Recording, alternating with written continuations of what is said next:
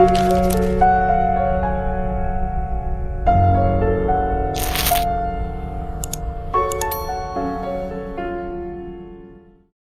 up, world? This is the Valley of the Beats podcast. I'm your host, Jamaal the RX. And unfortunately today, Miles Taylor couldn't be here. So today we're replacing him with... Hey, what's up, everybody? I'm Devan. Thank you, Jamaal, for inviting me out. I'm new to this, everybody, so I'm learning as I go. Don't judge. I say she's new to podcasting. She is brand new. So today's guest, we have a very important producer in the music scene. He does a lot of production. He does recording, engineering, sync licensing, and even events. Let's bring him out. Tony Music.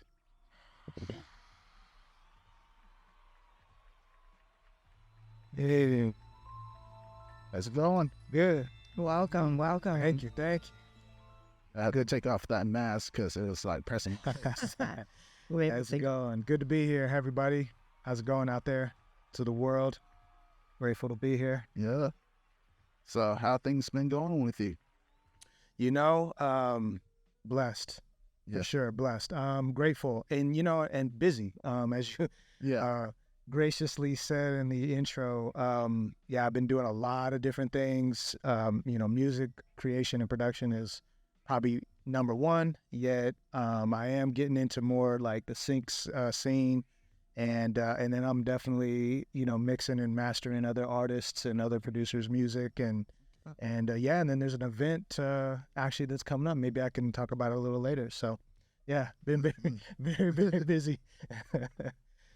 So I want to know, like, how did you get into music production? Like, what was your pathway to that? Yeah, man, that's a good question. I would say it started with really my childhood. My parents listened to a lot of music growing up. So, I mean, from all the top 40 to even like, some of that 70s and Motown and hippie stuff, right?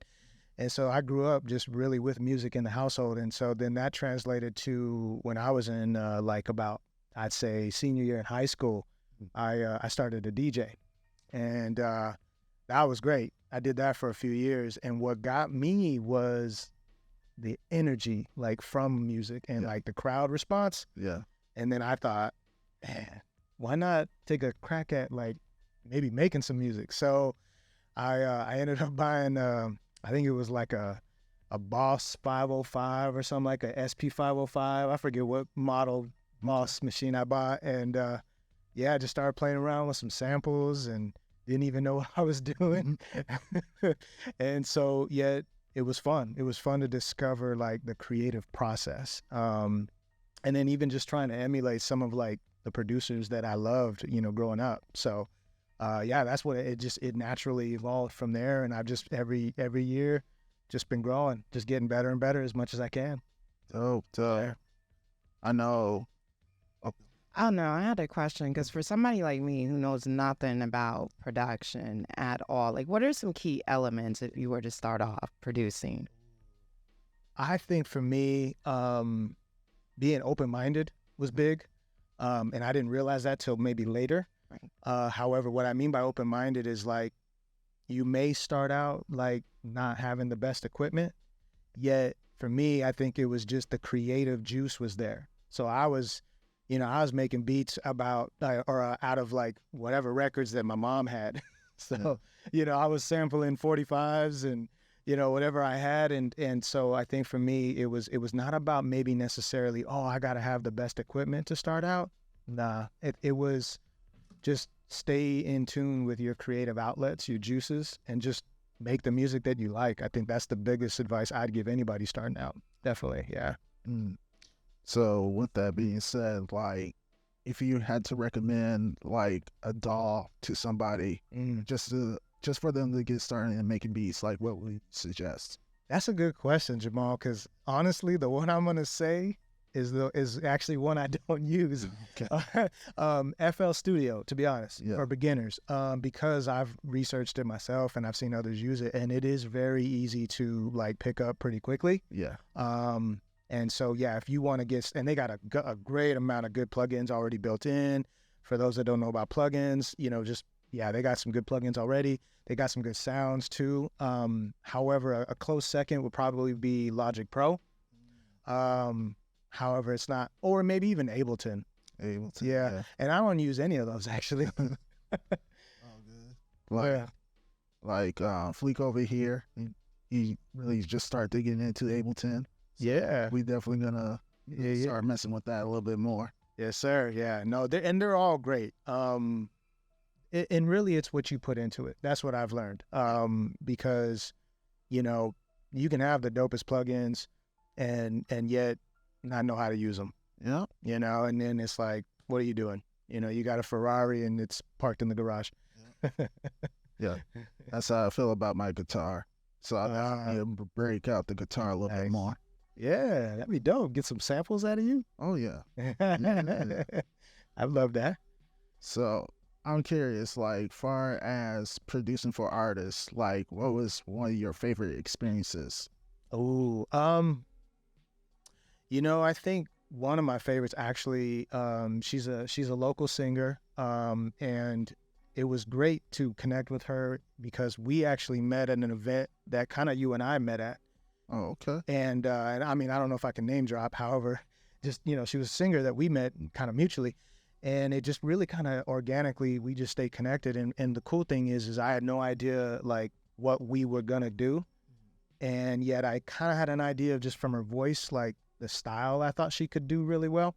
And so had a few ideas, sent them her way over DMs. And she's like, yeah, let's do this. And so she came to the home studio and the rest was history. It was actually a lot of fun because on the fly, we were like improvising too. Like, there was a track that I had that I had no idea how she was going to like kind of approach the songwriting process for that one. Yeah. And I let her take it home for, a few days and she came back and had a whole new song ready to go. Yeah. And she cut the vocals in like one day and yeah, it's a great song. I actually would love to maybe even preview it. A little later. So yeah, it was cool. So what's her name? It was Kira. Oh, Kira Noel. Okay. Yeah, so shout out to you if you watch this, Kira. So yeah, it was her, and like I said, it was fun. It was just the organic way that the music came together that was really fun. That was dope. Okay. Yes. Dope. Yeah. So, far as because I got a whole bunch of questions. Yeah. I really want to get into the situation. Pause. But like far as like doing events, I know you have an upcoming event. Like, can you explain a little bit more about that? Yeah, for sure. So basically, I got connected with a local, he's a musician who I guess has been like big on like the jazz circuit and just really, I guess, got his name into like a lot of things. Long story short, he founded with a group of people a company that's gonna focus on music and film. Okay. And so I got involved because we just connected from a business standpoint. I just kept going out to different events, and I told him I'm a music producer myself, and so mutually he's like, if you're on board, let's do this. And so what we want to do is in February of 2025, so in about a few months from now, we are going to have a festival at the ASU Mix Center in Mesa, actually. Oh, okay. Yeah, that film school. And we're going to have a stage and all just really everything done up really good. And the focus is going to be local artists. Nice. And so really quick plug. Actually, I'll have to give the information actually to you guys on where artists can go to submit their interest to perform. I got a good list already. However, I'm always looking for more talent, 100%. Yeah. And the focus really is just to give them a platform to be able to show off their music. That's what it is. Right. Hey, like, I have no vested interest in it. I'm not performing. None of my tracks will probably be played at this event, right? But why not? Well, yeah. I mean, we'll see. However, that's not my focus, right? It's for them. Like, right. You know, I want to hear other artists because there's so much talent in this city. Of course. Yeah. Like, there's a lot of talent in Arizona, and that's the reason why I'm doing this podcast, because it's like, if you're not a rapper or, like a popular indie pop singer, it's like you're not getting the attention. So, yeah, 100%. Yeah. So that's really what it comes down to. And it's really an event for all artists. So you don't have to just be hip hop or urban or, whatever. I actually had one group that focuses on like Irish style. oh, what? Yeah, with bagpipes and everything. I saw their YouTube and I was like, okay, if we get that on stage, that'll be pretty dope. So Yeah. that's the diverse amount of talent that's in this city. So it's gonna be good. I'm excited. Same here, because I haven't heard anything about this, so I would definitely want to see it in person in February. And also, the person that you're working with, did I meet them at the ASU Mixer that one time? You might have. So it's and not to name drop again. However, it's Gabe.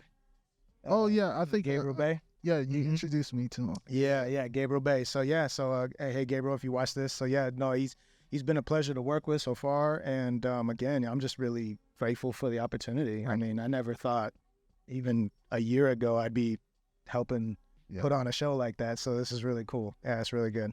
And I really appreciate that, because we definitely need more leaders out there, helping people out. That's definitely something that we need in Arizona. Yeah, 100%. Yeah. So no, I'm excited. Definitely, I appreciate you asking about that. No problem. My next question is about sync licensing. Now, I find that interesting because I know Devan's interested in getting into music production, and that's a lot of things that a lot of people don't know about. So can you explain about sync licensing? I'm about to say licensing. Yeah. In a nutshell, what I learned, of course, too, I was like, what is that too, right? Sync is actually short for synchronization. That's what they call it. And it's really whenever we watch like Netflix, Hulu, TV, or even like watching football or any sports, broadcast, you ever notice you hear music in the background? Right. You're not even subtly, like just Right. like, yeah. Well, somebody's producing that music. So that's where my vested interest in this is I want to be one of those producers, and really it's interesting too, because what I've learned too is it's not like it's just a matter of, oh, you produce a great track and it'll be chosen. No, because it's more of like timing, Format. Yeah, format, and also like they are looking for a vibe at the specific time that they're looking for it, and if they don't have it in front of them, it's on to the next. So like, if they are looking for, say, I don't know, like a boom bap style beat, because they want to maybe do like a 90s ad or something. Well, if you got that track at the right time, then there's your opportunity. One thing I will say I'm learning too is getting music into libraries. Yeah. Sync libraries is key, because that's usually where a lot of the decision makers go to, is they'll go to those libraries, and they'll just do that. So. And how much can a person make from sync licensing? Oof, man. So I've seen, and really quick, just to get a little technical for the audience, they call them briefs. Yep. It's kind of like just an overview of what they're looking for. So like the vibe, the style, all that. I've seen some briefs for some, major like car company ads. They won't tell you the name of the car company. However, you can tell it's probably one of the big ones. Right. They'll pay an upfront fee of like $100,000. Oh man. Yeah. And then you get the back end like fees, or like, your rights to the music, right? Whenever they play it or however many times the ad is viewed, you'll get money from that as well. So it's kind of like copyright, you know what I mean? Right. Yeah. So 6 figures. Some, a lot of them are not that big. The big ones play that much. However, some smaller ads will do like 5,000, 10,000. So yeah, if you're a music producer out there and you definitely want some money, sync licensing is the way to go. I'm not downing like music artists, but obviously there's a whole system with that, and then music artists might be signed to a label, and the label has to pay you and all that. Yeah. Music licensing Yeah.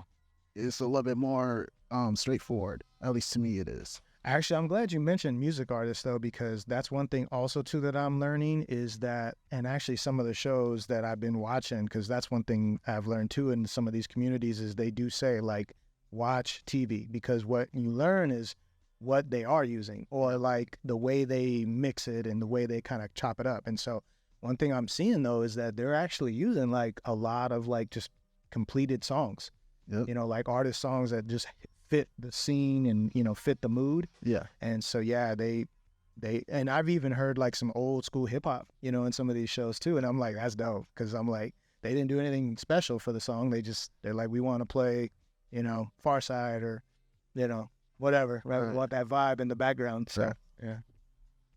So, before we get into your music, like actually playing your music, Devan, is there any other questions you want to ask him before we get into his music? Yeah, could you just explain what chopping samples and mixing? Sure. A lot of samples that a lot of songs I would like to sample. And Yeah. Well, I'll explain it from my point of view. So meaning like, I don't even want to be like, I'm an expert. All right. However, it's just, you know, what I've learned over the years. And then of course I studied, you know, some of the old time greats that I like to call greats, like DJ Premier, RZA from Wu-Tang, you know, those kinds of producers. What I've learned chopping is so for example, probably one of the more known songs or artists would be like Michael Jackson, right? And so let's say you like the intro to, say, Don't Stop Till You Get Enough, you know, right? There's like that little guitar lick, right?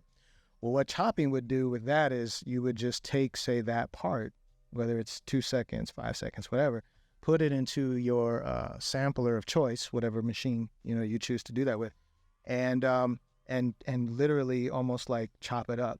And so it's like dissecting it in a way where you're like, ooh, I like just the first 3 notes only. Right. And so you sort of in your software say, okay, stop playing here, separate, don't play anything else. I only want that. And then you can assign it to, and so most samplers, I know Jamaal will appreciate this. Most samplers have like a pad button that you can assign that sample to. And so every time you hit that pad, it now plays that 3-note, just that 3-note little snippet. Okay. And then you can do whatever you want with it. You can rearrange it in a different way and make it your own. So, yeah. Tell you the truth, that's probably the best explanation on how to chop something. I'm serious. Yeah. Well, you know, and it's funny because, like, I think it's like a mystique that maybe people are like making it bigger than it is. And I'm like, well, it's not really. It's just, what do you like that you're hearing, and go grab that. Right. And go get that piece. Right. Do what you want with it. Right. Yeah. With that being said, let's actually get into your music, your sample chopping. Okay, yeah. And I'm glad that we kind of maybe talked about that because I do have a sample track I can play. Okay, let me disconnect. Yeah. Real quick. And you want to connect to the Rodecaster Pro. Okay. Got Bluetooth on. Giving it a second.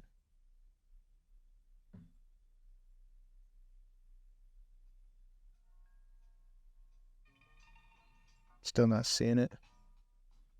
Let's see. Oh, there it is right there. Got it. Okay, I'm connected.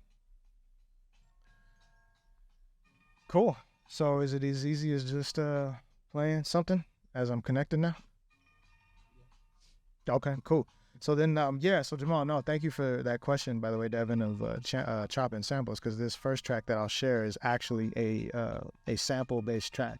So, okay. Yeah, so it's me taking a record that I was just hearing and liked it a lot, and ended up taking pieces of it that I liked and did something with it. So we'll see.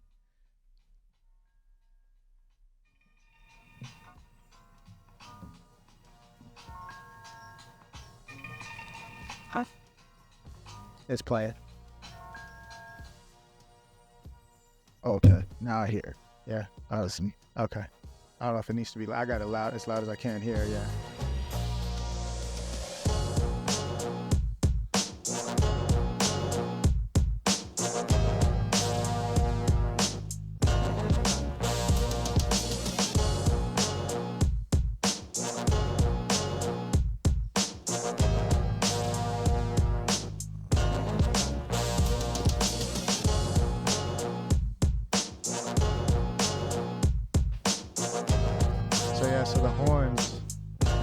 just really pieces that I was like hearing, and I'm like, I need to do something with this. I like that. Yeah, so I rearranged it. Yeah, rearranged it in a way that just plays that way. Yeah.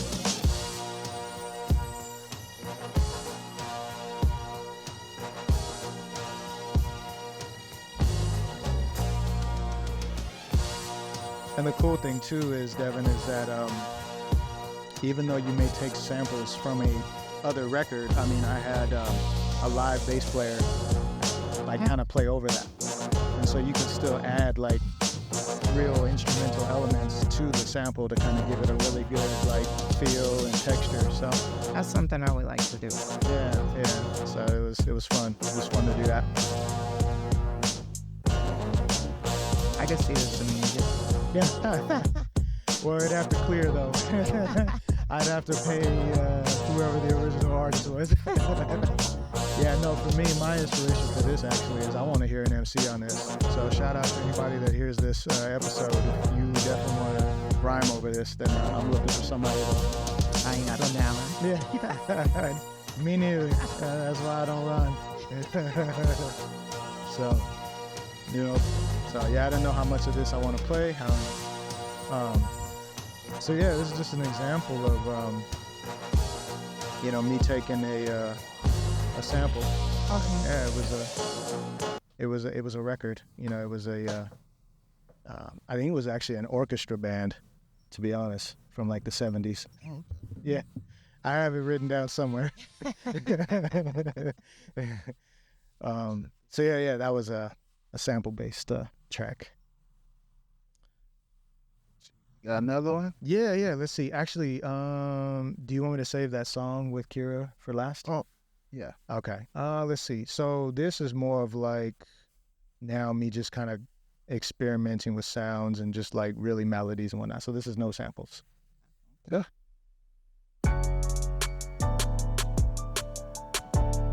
You know, it's really just getting good at what sounds good, really.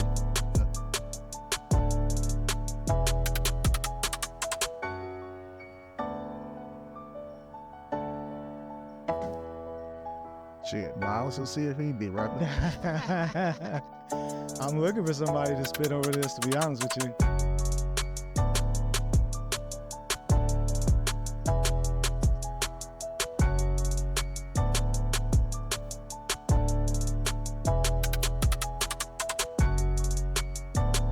Oh, and that's the key too, Devan. Sound selection. 100%. Like, I've learned that the hard way. Hey, can you explain that a little bit more? Yeah. So, stock. They call them stock sounds. Most instruments or most samplers and DAWs have like sounds that are kind of built in. Okay. Yet they just don't sound good. Right. And so it's best to go either get a real instrument be played for you, or I've been able to find really good what they call piano patches, and that's what you're hearing. Okay. So it's been recorded really well to where it's got that good feel to it. So, so that's just a little song. Okay. Let's play that track. You want to do the Kira one? Yes. Okay. Yeah. So again, for those that maybe are just barely tuning in, this is a song that I did with Kira Noel. Okay. Shout out to her. She's a local artist. She's a singer. And it was just organic the way it came together. And I'm hoping to finish it actually with her because I feel like there's a few things we can actually kind of touch up on how we'll connect. So here we go.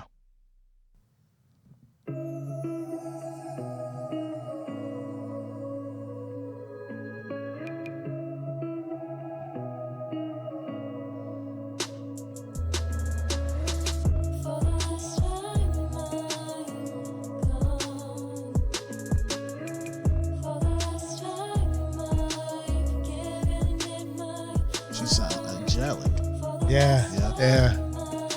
And that was the vibe I was hearing. Okay. Before even producing for her.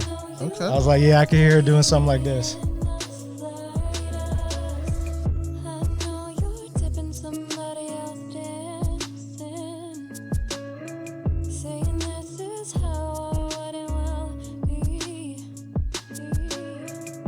And she wrote this in maybe a day. Okay. Yeah.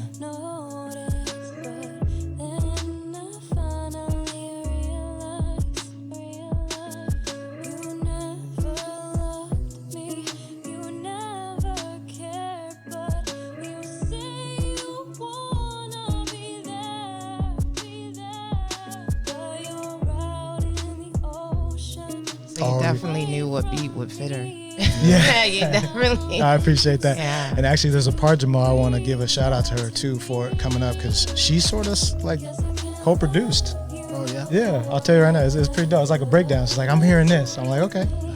So it's after the chorus. Okay.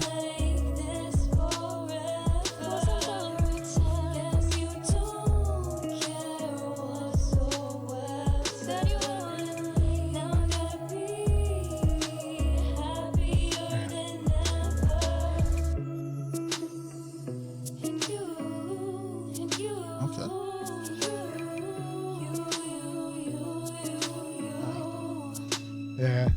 So she's like, I want to break it down right there. I got a harmony I'm hearing. I'm like, okay, dope, let's do it. So yeah. So that's why it was fun, because I'll stop it here. That's why the process with her was so much fun, because as a producer, I didn't have like, well, no, it has to be this way, or else, right? Like, you got to write it to this way. No, I was just like, oh, okay, cool, yeah, let's put a breakdown right there, like that. And then when she recorded it, and then I heard it, I was like, oh, yeah, that needed that. Yeah. So I guess that's a piece of advice I feel like I would give to anybody really that's a producer, is like, just be open to the process. Like, music is supposed to be organic, and it's an energy, right? It's not X's and O's or like a playbook or something. It's just what feels good. Right. Yeah. So, yeah.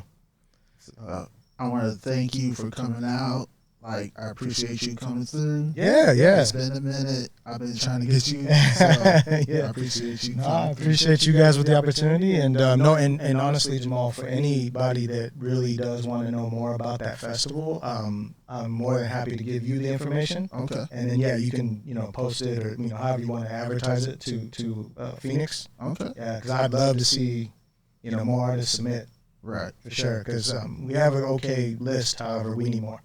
Definitely. So yeah. So shout out to those that are watching.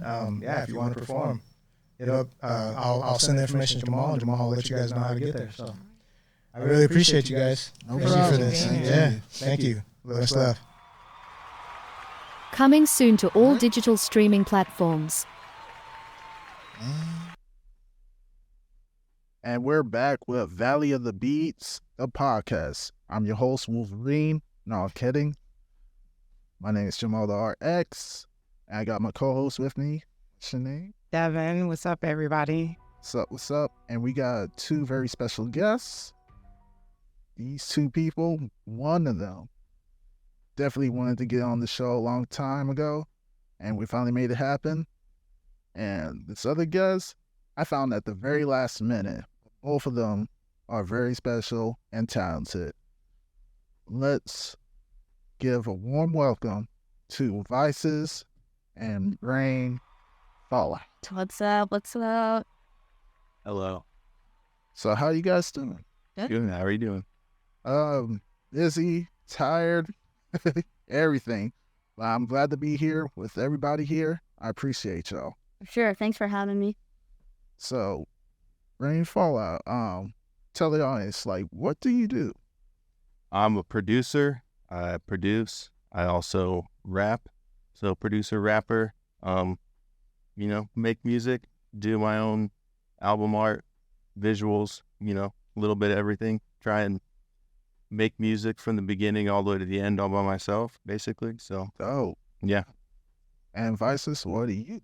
I'm a audio engineer over at Demon Studios in Phoenix. I work with a lot of different genres of artists and just try to get them to the perfect sound they want to hear when they want to put it out, and get their stuff on the radio or something like that. Oh, I've actually tried getting into that studio. I was actually thinking about doing my first podcast actually over there, but it happened that way.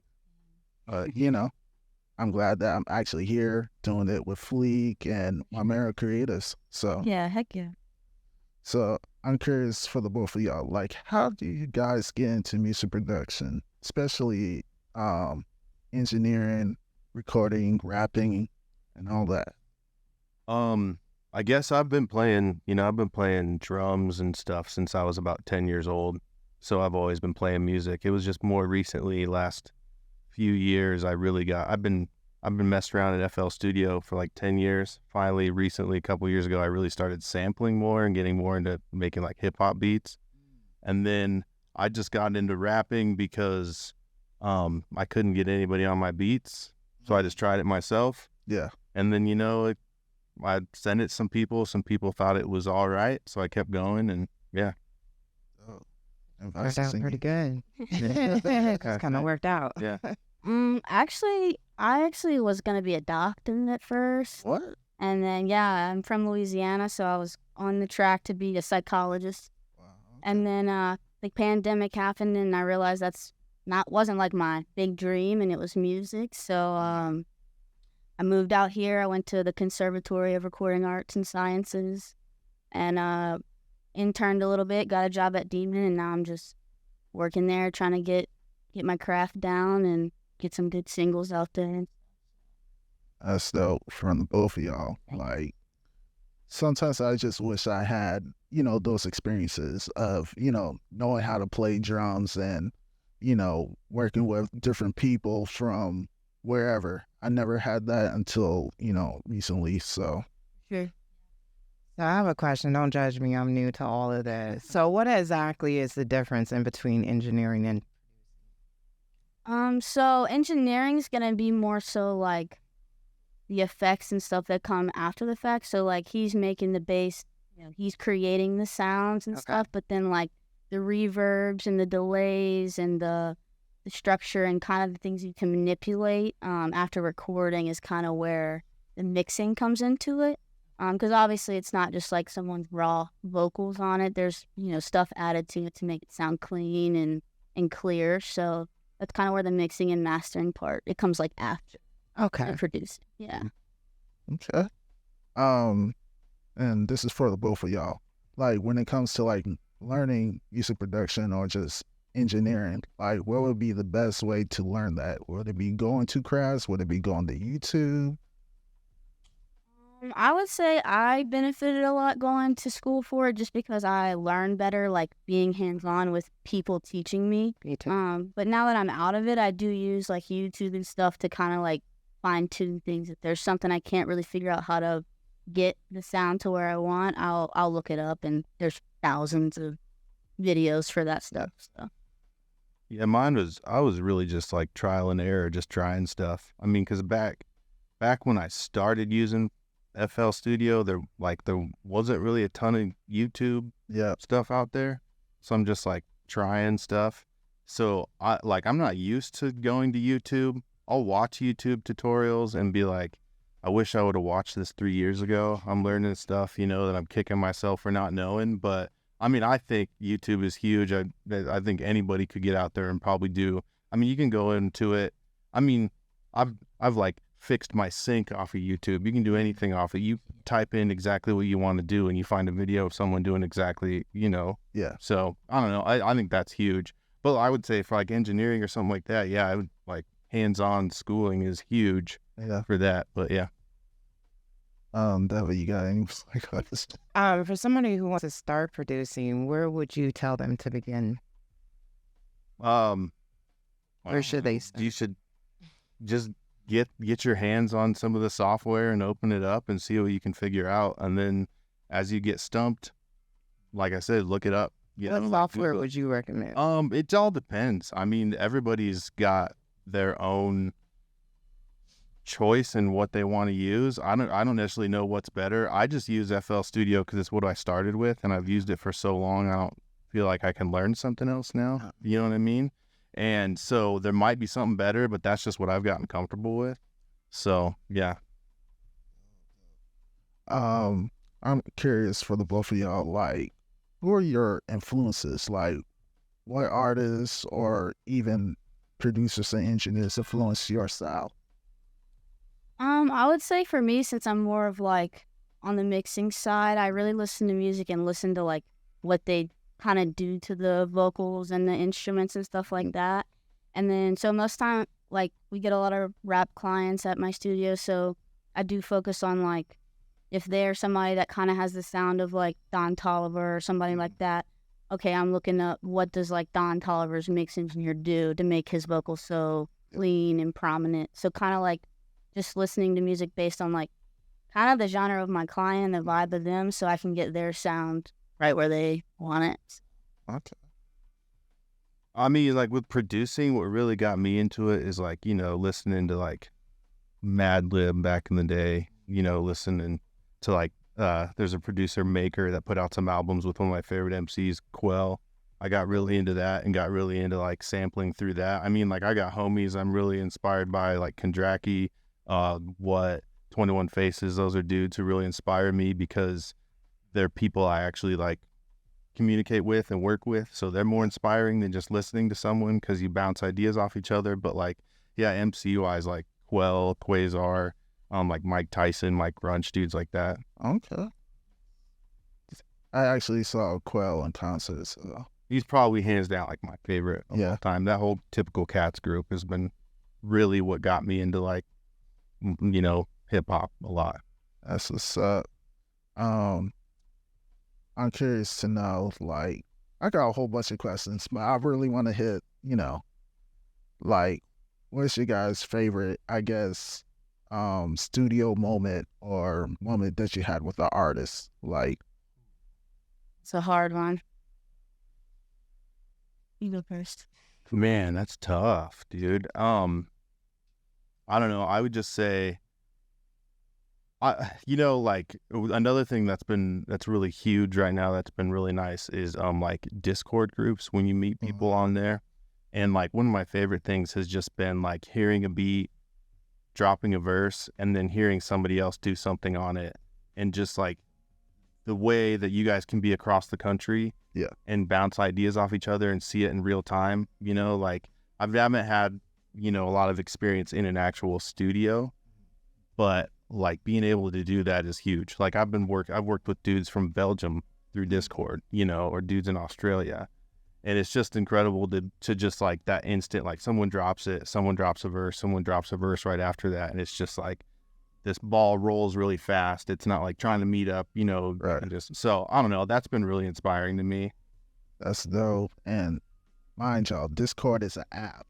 That's the So like Discord's an app. It's like, it's kind of hard to explain until you jump in there. The first time I used it, I'm like, whoa, what is this? But like you can get a group of people in there where you have like almost just like open chats where you can share files. And then when you share files, someone can take that file, they can record over it, they can upload their part to it. Someone else can take that, put their verse on it. So you can share music and like people can record in their home studios. You can build this song when you're all in different places. Oh, that's awesome. So it's really cool, honestly. Like I've been in several groups where I've met these people that I've become like really close with, but I've never even been in the same room with them. So yeah. And Vicez, do you have any favorite moments in the studio? I would say I don't necessarily have a favorite moment, like specifically, but there's like kind of this vibe that you kind of get with an artist that's like one of a kind. Like when you're doing really good and you're getting all the takes are coming out really good, and like they kind of like knowing what the client wants before they even say anything, and like as they're saying it, I'm like doing it, and then I hit play and they're like, oh my gosh, like I was about to say that. Like having that chemistry, I feel like is really nice to have, because then like you're connecting on more than just like a engineer client base. Like y'all are like building an actual relationship. So moments like that are usually pretty awesome, I would say.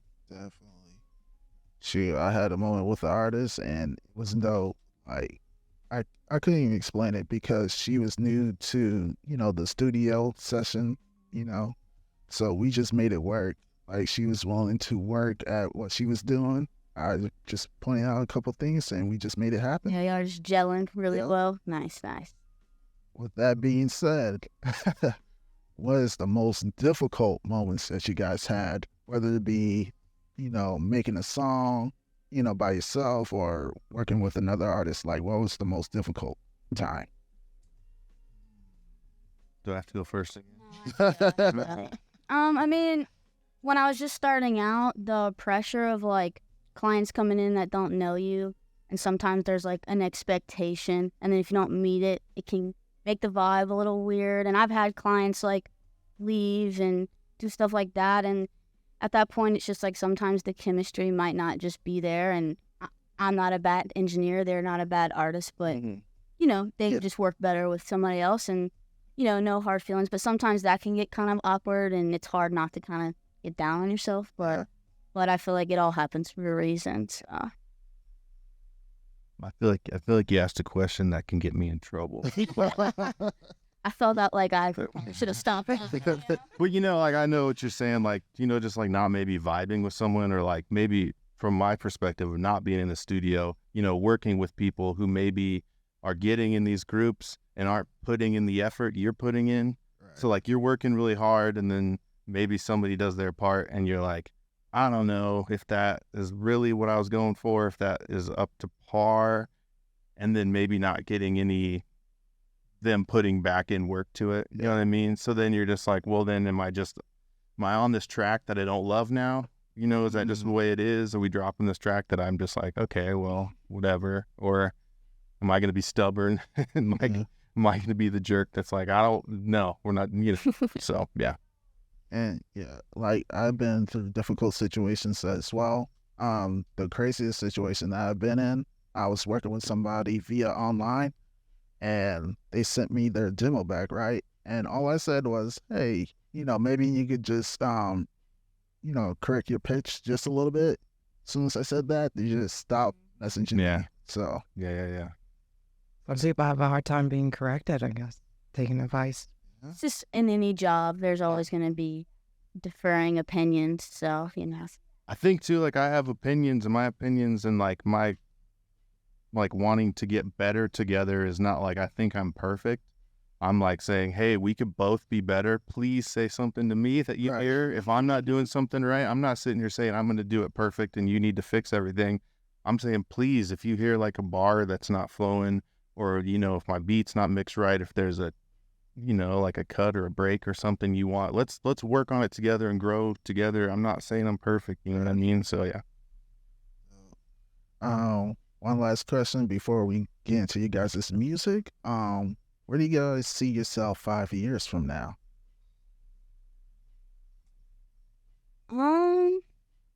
Honestly, I kind of like where I'm at. Like, working in the studio, just getting to help people make their music is like the best job ever. Ideally, I'd probably maybe want to be like in a bigger city, possibly, or at least just be going back and forth maybe to like. So like Los Angeles? Yeah, maybe.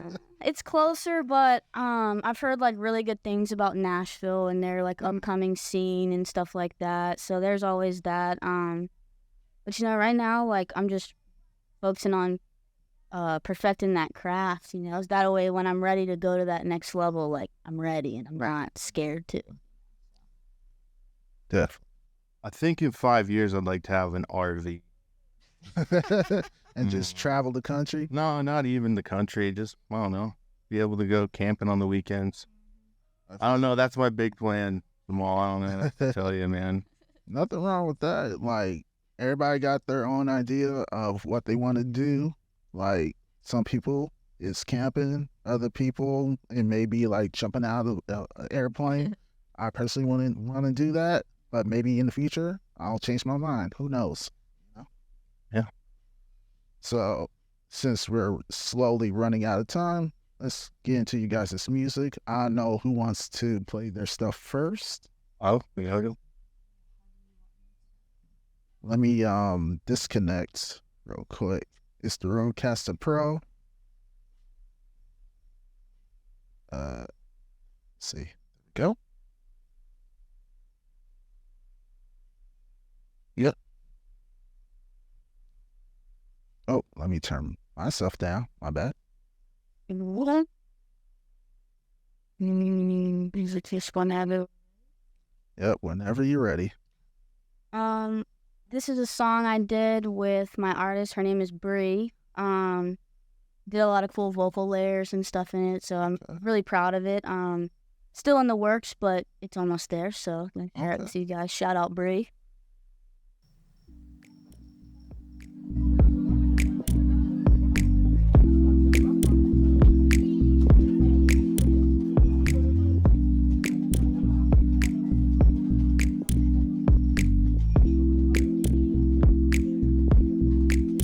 This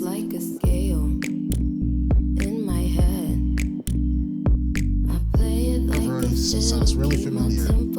Is it Brie with the braids? Yeah, she might have braids. Okay, I know. I know her. Okay. From the faces you create, you know I know what it's like to get some. I know that you wanna homie run some for you. You think you sick, but I'm a right one. I win the game and I always have one on you.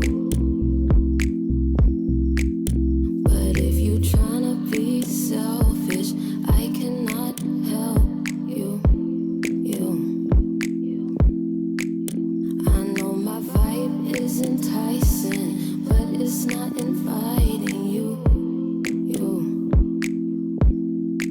He said he wanna get a taste and he wanna take me on a date. He said he wanna treat me nicely and buy me all these icy. But do you know I know what it's like to get some? I know that you wanna hold me ransom for you. And you think you sick, but I'm the right one. I win the game and I always have one on you.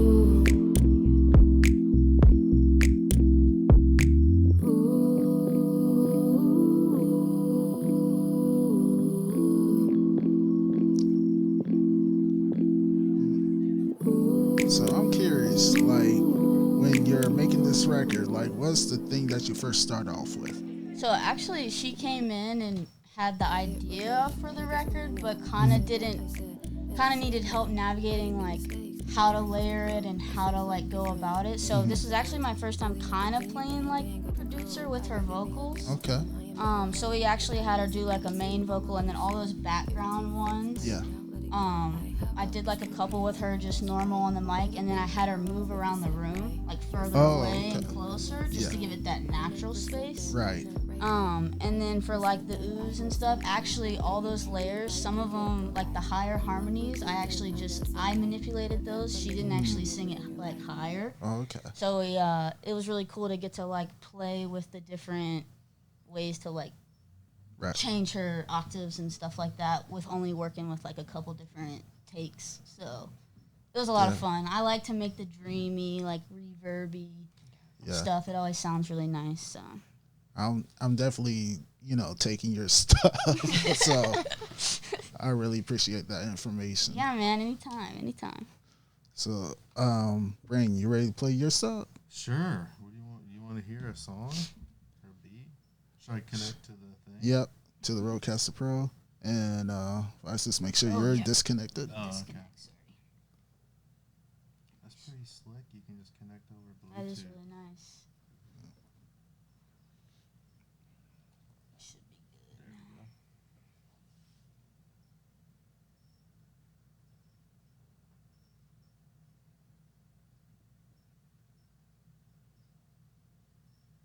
All right. Ready? Yep. Brain fell out. Your brain fell out? Yeah.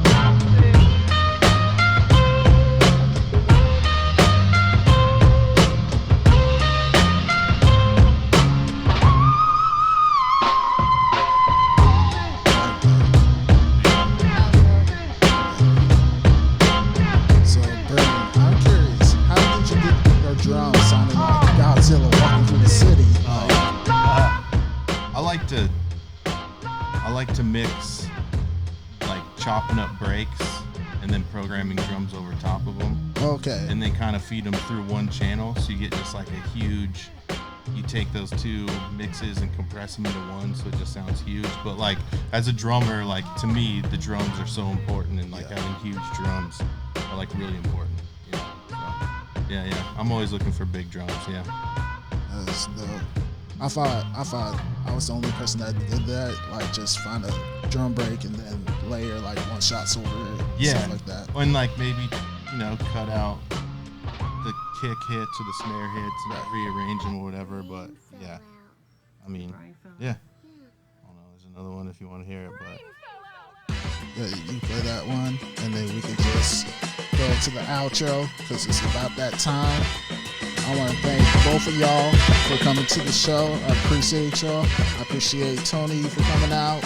Like, man, I definitely learned a lot from everybody from this episode. Sure, thanks for having us. yeah, thank no you problem. very much, sir. No problem. Thank you.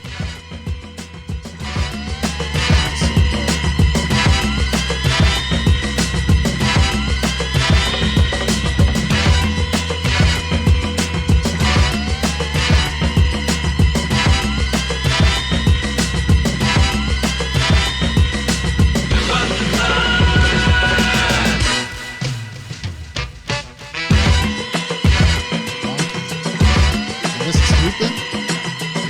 Third. I like a lot of percussion too. I'm always looking for bongos and stuff to throw in there.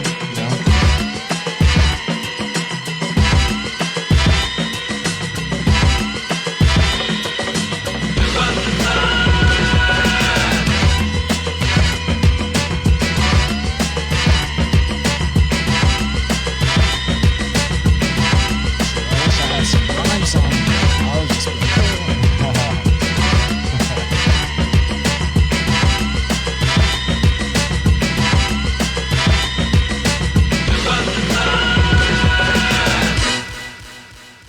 nice. With that being said, that's the end of the Valley of the Beats podcast episode. I want to thank Devan for helping me out. Yeah, I tried. Thank you for having me, though. Thank you, Brain. Thank you, Vices. Thank you, Tony. And we'll see you next time. And happy Halloween. Yes. See ya.